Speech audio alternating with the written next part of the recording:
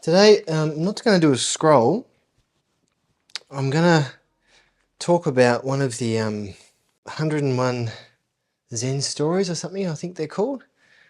A collection. It's a fairly recent collection. And one of them is a monk who lived fairly recently in the Meiji period of Japan, called Nanin Zenji or Nanin Shonin. And he was a Rinzai Zen monk. So I've titled it The Wisdom in a Cup of Tea.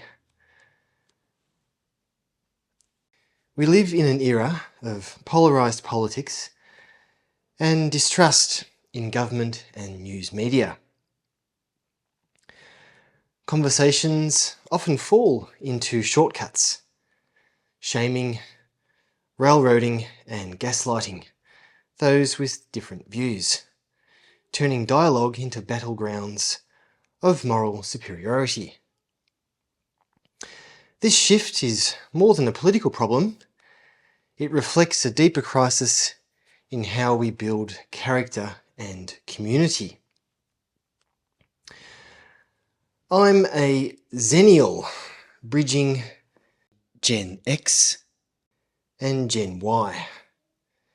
And I remember when voting preferences were private and political differences didn't sever relationships. My own family was a bloody good example. My mum supported the Liberals, my father voted Labor, and I aligned with the Greens. Despite this, we discussed and respected each other's views. Such experiences taught me that bonds can thrive, despite differences, showing that common ground is always within reach. My philosophy studies at Australian Catholic University underscored this lesson. In heated discussions on abortion during biomedical ethics class, debate often devolved into shouting matches filled with name-calling. I remember these vividly. Yet afterwards, we would share notes over a beer at the pub. Passionate disagreement didn't break us. The willingness to reflect became the bridge that spanned our divides. Socrates said, "The unexamined life is not worth living," highlighting that self-awareness precedes genuine communication. While not worth living may seem extreme, consider how acidic it is to cling rigidly to opinions and view others as adversaries. Even more toxic is the tendency to moralise and shame others instead of taking an honest look in the mirror. The king of pop, Michael Jackson, said, "I'm starting with the man in the mirror. I'm asking him to change his ways." And no message could have been any clearer. If you want to make the world a better place, take a look at yourself and then make a change.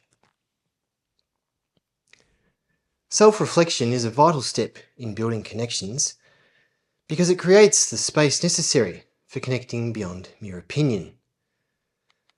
The way of tea is a practice that exemplifies MJ's and Socrates' principle and shows us how to connect beyond politics. The tea ceremony became central to artistic and political life during Japan's Warring States period. When Japan was fractured, tea gatherings brought unity through humility and shared experience. Consider this tea tale. One day, Toyotomi Hideyoshi invited Kuroda Yoshitaka for a tea gathering. However, Yoshitaka had never studied the art of tea and found himself in quite a predicament. Unable to refuse his lord's invitation, he reluctantly attended. To his surprise, there were no other guests when he entered the tea room, and Hideyoshi himself made no move to prepare tea. Instead, they engaged in a long discussion about political and military affairs. After several hours, Hideyoshi smiled and said, "This is one of the virtues of the tea ceremony.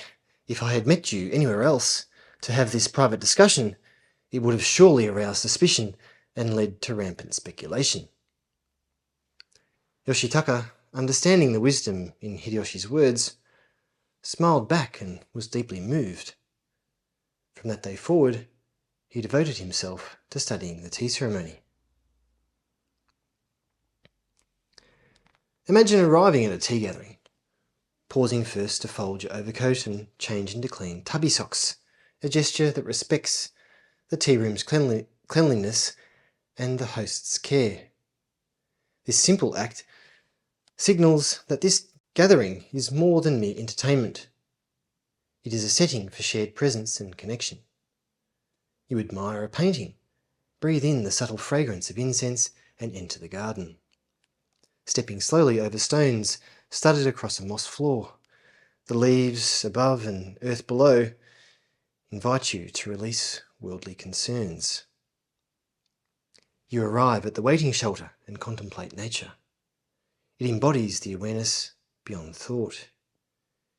The trees, sky, and rocks absorb your worries and gently reset your sense of being. A gong resounds from the tea hut. Gong. The host is ready. You approach the stone basin to purify your hands and rinse your mouth, the cool water awakening your senses and receptivity.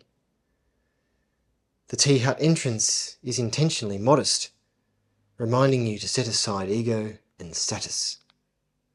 You leave your sword on the rack adjacent, crouch to enter and peer inside. Here, in this intimate space, status fades away, and for a brief moment in time, you meet others as equals. Now, imagine bringing the essence of a tea gathering into your morning ritual, a practice of greeting the day with presence. Rise and wash your face, mirroring the act of purifying your hands and rinsing your mouth at the stone basin. Allow the water to awaken your senses and center your mind. During a time of civil war, the samurai were able to leave their swords outside the tea house while they sipped a brew. We can leave our phones charging while we go to the loo. Dress yourself with fresh intentions, signaling respect for the interactions ahead in the day. Instead of switching on harsh lights, notice the soft hues of the morning sun and feel the air through an open window. Tend to your plants with the same mindful care as stepping along the tea garden path. You reclaim your inner stillness and your relationship with the world by accenting your routine this way. Now step into the day with calm and purpose, unfazed by distractions that pull you away from what really matters. This imagined addition to your morning routine might seem a little crazy. Still, without moments for self-reflection and time to reconnect with the life that unites us all, we risk descending into truly absurd scenarios, such as silencing those we disagree with. Nanin, a monk and tea master, received a university professor who came to inquire about his art and Zen. Nanin served tea. He poured his visitor's cup full and kept on pouring. The professor watched the overflow until he could no longer restrain himself. "It is over full. No more will go in." "Like this cup," Nanin said, "you are full of your own opinions and speculations. How can we have a meeting unless you first empty your cup?" The way of tea teaches us that genuine connection begins when we let go of the need to be right, creating space for others' perspectives. By sharing space with someone who thinks differently, we practice the art of listening and reflection, essential skills for healing divides and meaningful dialogue. In this way, the humble act of tea reminds us that self-awareness and respect are the foundations of genuine community. Without such pauses for self-reflection, we risk losing sight of what truly matters and falling into the trap of silencing those we disagree with, perpetuating division rather than connection. The freedom to express ourselves upholds personal dignity and allows individuals to share their beliefs. However, this freedom has ethical boundaries. It falters when used to cause harm rather than to engage in dialogue. In today's polarised world, the growing trend of silencing others often seems driven less by a concern for harm and more by discomfort with inconvenient political views. What does it reveal if we are unable to extend the simple gesture of sharing tea with someone who voted differently in the last election?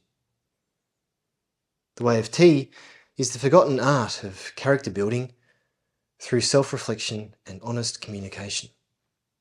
It challenges us to meet others as they are, not as we wish them to be, a discipline as vital now as ever.